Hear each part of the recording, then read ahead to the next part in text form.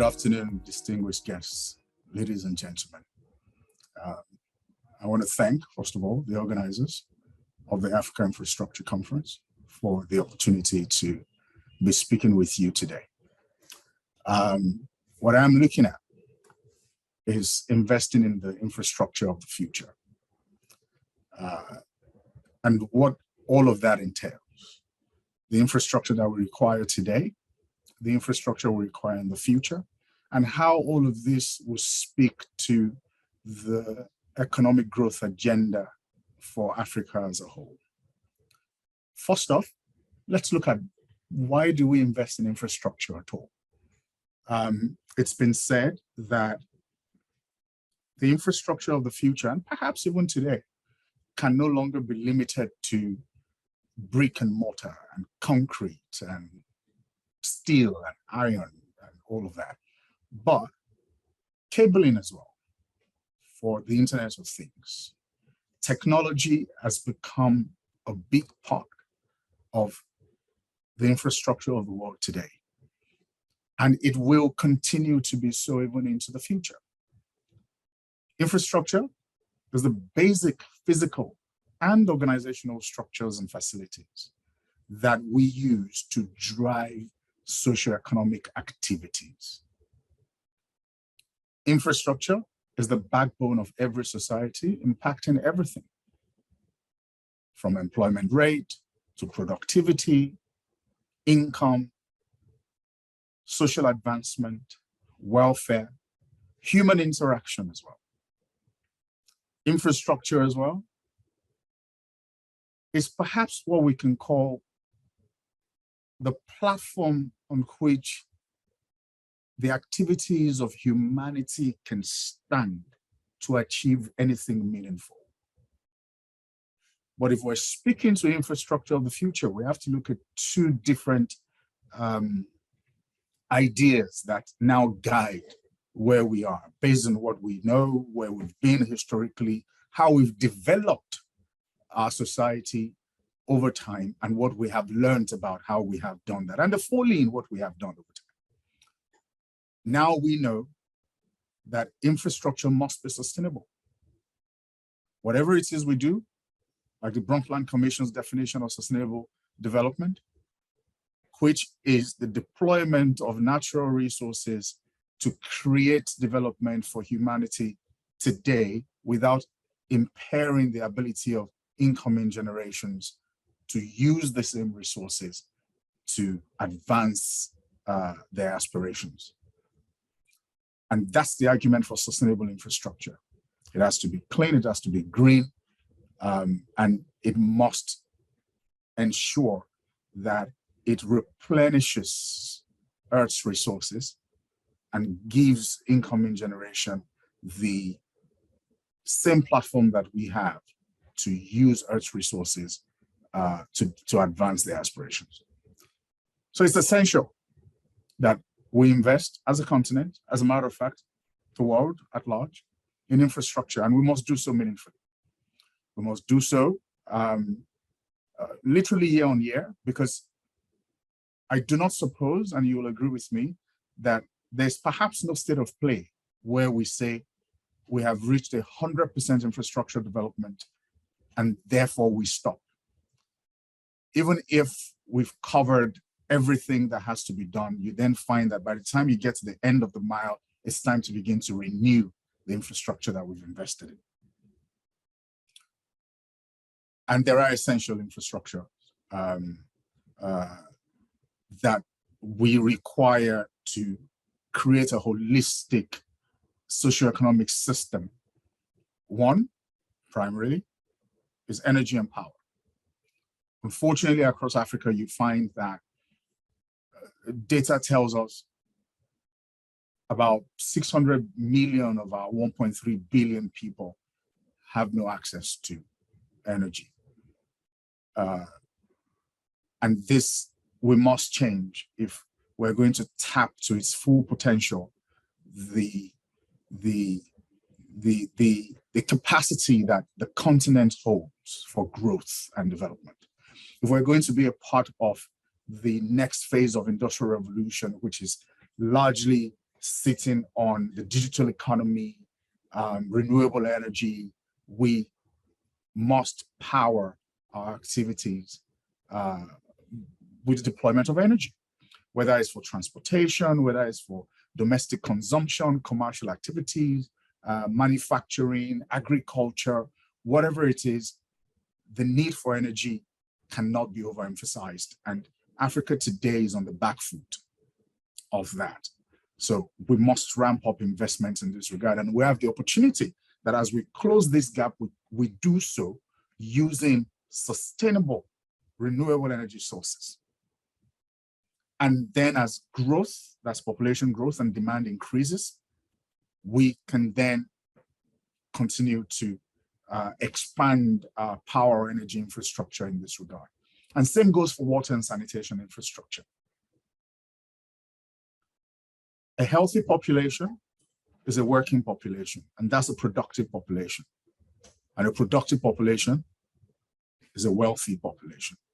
So there are socioeconomic impacts that sit around water and sanitation, the dignity that comes from sanitation, and the infrastructure that's required to deliver all of these elements within, whether it's potable water or it's sanitary systems and all that is required as infrastructural elements to deliver this remain essential to our society.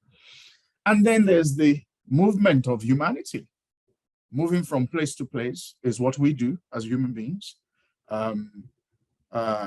Interacting, whether we're moving ourselves or we're moving goods, or and in moving ourselves, of course, it may be because we're going for leisure or we're going for business, in the delivery of service. The bottom line is mass transit infrastructure is essential. And it's essential primarily because we must provide an effective or efficient way for society to interact. But we must do so sustainably as well, ensuring that we don't create a situation where everybody feels the need to put their vehicles on the road, but we create a system, that allows for, more people to travel together, whether it's through electric trains or trams or electric vehicles or even waterways, creating a robust public transportation system is essential to economic development and social advancement in any society. And then, of course, that which we like to do the most, we like to speak, we like to talk, we like to engage. So we must invest in telecommunications and technology. This is the backbone for the new age, the gig economy, the digital economy, whether it's AI we're interested in, machine learning, robotics, whatever it is. We must invest in technology, we must invest in communication. And when you look at the fact that whilst infrastructure may be the bedrock of socioeconomic development today, and of course also into the future, you find that technology is the bedrock of future infrastructure. Technology will drive most of the activities that humanity will engage in the future. And we're already seeing the signs. And some of the things that we'll see, we will experience a situation where fewer people would want to move into cities, because if technology is available to them and they're able to connect with the world without leaving the hinterlands, then the need for people to move to the cities will reduce. If we invest in infrastructure as well, but not only in urban centers, and we invest equitably in infrastructure in the hinterlands as well, people will feel less need to move. And then we should expect that there will be, less demand on office space. Why? We've seen that already. COVID has shown us that we can work remotely. We don't have to all gather together to create value, but we can do so sitting on the platform of technology as a new age infrastructure, particularly in the business environment. Therefore, the need for us to gather together, rent office spaces will reduce over time. We will also, of course, and we see that today already, the demand is growing. People are yearning to continue to work from home and not return to how the world was before COVID hit us in 2020. This, of course, then means that we will consume more broadband. Therefore, we must invest in that infrastructure. But we must also still continue to invest in brick and mortar type infrastructure, whether it's bridges, roads, or even our waterways. What will change is the materials that we use, how we source the materials, if they're being sourced through sustainable ways, how we power our infrastructure, what kind of sources we deploy. We must de-escalate the use of coal, crude, gas we may continue to use, but of course we will transition over time from gas as we know it today to clean gas, whether it's hydrogen or biofuels. And then, of course, there's a role there for wind to play, waste to energy, solar, even geothermal energy. And as the world gets more and more aware of why we must safeguard the health of our environment because of the indirect implication that has on us as a people as well, you will find that people will understand that mass transportation should play a major role in how we move about. And whilst people may own their own vehicles, they will move more towards buying electric vehicles and perhaps hydrogen powered vehicles as well. As technology iterates and there's proliferation of the processing of hydrogen as a technology, then we find that there will be more vehicles on our roads being powered by hydrogen, clean hydrogen. And we know the emissions from that is water vapor, and electric vehicles emit literally nothing, right? And this slide shows what just 5 countries are doing about infrastructure investment and the direction in which they're taking. You look at the United States, and their commitment to invest $1.2 trillion in infrastructure projects. And $550 billion of this is new funding towards innovative infrastructure, such as broadband, electric vehicles, and the infrastructure ecosystem that supports electric vehicles. So this is literally the creation of a brand new downstream business for mobility, one that dispenses electricity rather than diesel or petrol. Germany is putting about $55 billion in development of quantum computing, artificial intelligence, offshore wind, hydrogen energy, electric vehicles. Again, we're looking at a shift in infrastructure as we know it. Yes, bridges will still be built, bridges will be maintained, roads will be built, new roads will be built, rail lines will be built, but the bottom line is there's a focus now on technology and renewable energy. Australia is putting $110 billion over the next 10 years. And what they want to invest in as well is infrastructure that will mirror literally, Austria, not Australia, that will mirror literally what Germany is doing. India has committed to spending about $1.5 trillion towards infrastructure, including railroads and waterway connectivity, like I said earlier. And whilst we will still continue to build roads, lay rail lines, invest in our waterways, you will find, as India is already doing, that more and more electric vehicles and electric trains and electric boats will be used for transportation. And over time, we'll see a systematic removal of the use of internal combustion engines from our roads. Switzerland investing about $130 billion in infrastructure that that sits within the ESG criterion. So these are the thinking that we're seeing all over the world, and this is the direction that funding is going. And in Africa, we cannot be left behind.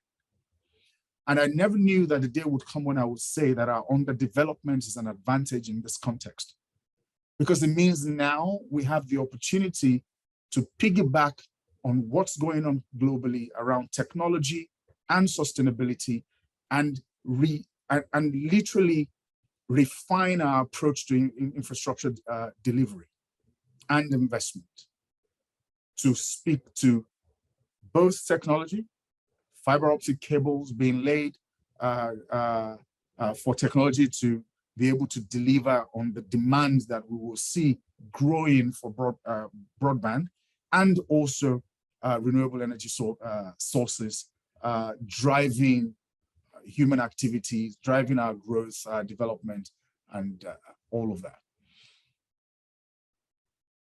And the way we think about this these days, I mean, there's a layer into it, particularly on this, sustainability side. We call them transformative infrastructure, and they're transformative because we see the impact of climate change. Already we do. Sea levels are rising, our atmosphere is heating up, we're gaining temperatures, daily. Our air, qualities becoming worse, over time. Therefore, we must focus, as we do on technology, on mitigation and adaptation when we design infrastructure for today and the future. And what that basically means for mitigation, for example, is that we must focus on how to ensure that the impact of delivering infrastructure does not have severe effects on the people.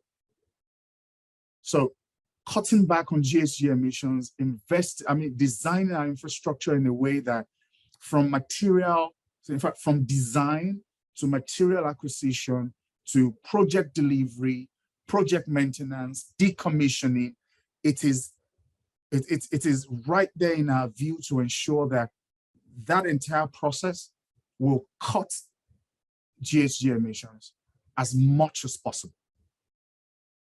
And then, of course, speak to where we're unable to stem the tide of what's coming.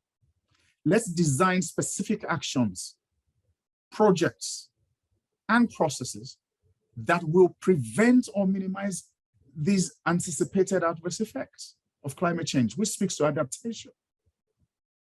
And all of this speak to the design of our environment, our approach to waste management, our approach to even regulatory systems. Because no matter how good our policy for sustainability is, if the regulatory system is not efficient and effective, we won't gain the kind of mileage that we must gain, because our journey to adaptation is already late. So the earlier we start, the better, and we must enforce it. And this must go into how we design our societies, how we envision infrastructure, not only for the future, but today, because the future is here. Climate change is here already. So digital technologies are driving transformative change. Economic paradigms are shifting as well. While infrastructure would remain the backbone of economies, technology will serve as the backbone of infrastructure. And that's important to note. And we've seen the role that technology plays in the way that we do business today and advance our economic activities. I spoke earlier, very briefly, about Africa's infrastructure deficit. It's in the area of power, energy. It's in the area of roads, whether it's roads, bridges, transportation in general, rail, developing our waterways, developing our ports. There's a huge deficit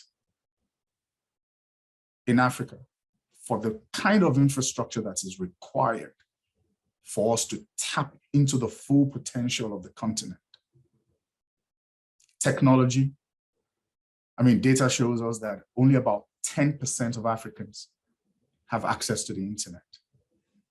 38% of Africans don't have access to energy.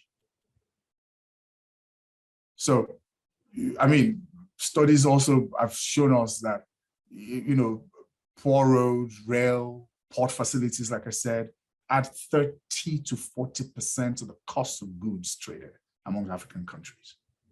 So you find that the lack or the deficit of infrastructure as we experience it today contributes to cost of living. So imagine that we will be able to purchase things cheaper if only we would invest in infrastructure. Because the overarching effect of infrastructural deficit is not only environmental, nor is it only social, but economic as well. What we must then do, as we hear today, there's a lot of talk around creating a circular economy, is ensure that we design a system that does not accommodate waste, invest in infrastructure that's required to process waste, deliver goods and services at the most effective and efficient level, so that the purchasing power of an average household can, you know, move the needle a little forward, so people can do more, afford more, in all that we need to consume, essentially. So here are some of the effects that we see. The world is eager to do business with Africa, yes, but the world finds it difficult to access African markets due to poor infrastructure.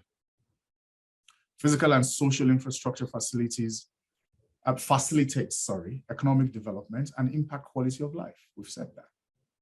Africa's economic growth and development are intrinsically linked to infrastructure development, and the driver of this is technology. Again, this just speaks to, you know, the points that we've made earlier, and we cannot overemphasize the importance of infrastructure, technology, and recognize that it's not something we need to do in the future, it's something we must do now. So when we look at infrastructure of the future, perhaps we want to, you know, look at the SDG, that's the Sustainable Development Goals, and design our infrastructure in a way that ensures that they comply with the targets of the SDG, and they are across. Whether it's infrastructure for agriculture, you find that that speaks to food and nutrition. Whether it's infrastructure for power, that's sustainable, then you find that in having a cleaner earth. And as we invest in technology as well, people feel the need to move about less. It means emissions will reduce because technology is able to create virtual engagements that still deliver value. So all of these elements sit within creating sustainable infrastructure and tying them to the SDGs. What must we then do? We must focus on technology. As I've said earlier, it's essential. We must focus on green energy, whether it's for mobility, or for industry, commercial activities, domestic or residential consumption, agricultural processing, whatever it is essential that Africa takes advantage of the generous natural resources that we've been endowed with. If you look at the global installed capacity of solar infrastructure across the world, set at circa 800 gigawatts, only 1% of that is in Africa.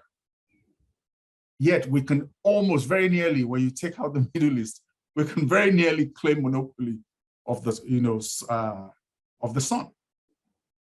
So we must invest in such infrastructure for solar, wind energy, where the wind profile is good, power mobility with electricity, invest in hydrogen production, gas and biofuels, geothermal where possible, so that we can become that continent of the future that everybody is speaking about. When you look at the youth population in Africa and the potential that sits within this continent, the world is waiting earnestly for the economic and social manifestation of the African continent.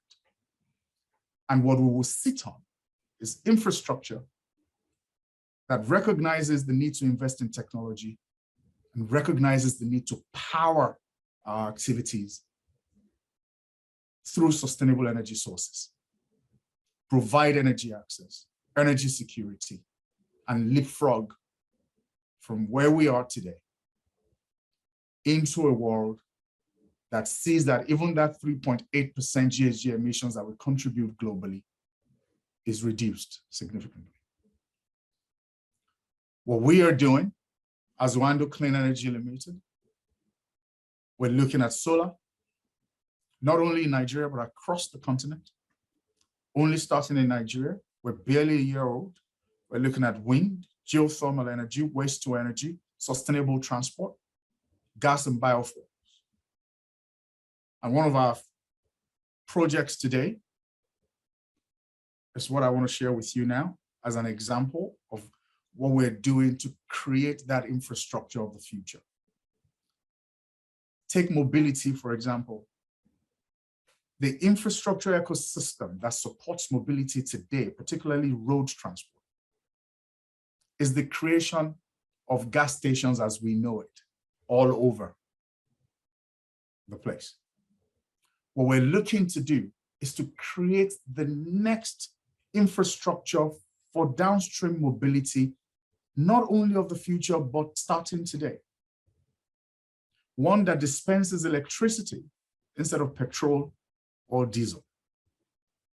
So we recently signed an MOU with the Lagos State government, Lagos State being the most populous state in Africa, with 24 to 25 million people, commuters of circa 10 million every day. And what we have done is to commit to the deployment of electric buses into the mass transit system in Lagos and other states over the next 8 years, delivering 6,000 buses in total. 3,000 of these 6,000 buses will be in Lagos. And we're starting this year with a proof of concept phase, a pilot phase, and then an expanded rollout. We'll deliver these buses across Lagos, Oyo, Ogun, Rivers, Kano states, and the Federal Capital Territory. What you will find is as we deploy electric buses and people see how effective they are, then the general public also begins to have confidence that is required for them to start buying electric vehicles for personal use. They will see the infrastructure, charging infrastructure all over town. They will see that there's capacity for maintenance, and of course, the creation of a brand new supply chain system to support this new ecosystem. This is what we're doing. The benefits are clear. the reduction in GHG emissions, that's there. And also the creation of new, a new transport subsector that requires new skills acquisition, reskilling for people to engage and thrive within. This is what Africa must do. And we've only just started. We're starting with Nigeria, like I said, but the rollout will be across the continent. The world is committed to delivering 40 million charging stations across the world by 2030. Africa must decide how much of that 40 million will be on our continent. How do we ensure that we're not left behind as investments go into designing infrastructure for future use? We have been on the back foot, development-wise, over the last century. The next century presents an opportunity for us to rewrite our story. And we're committed to a continent that invests in infrastructure that is sustainable, bankable at the same time, and sits on the foundation of technology as key drivers. Thank you.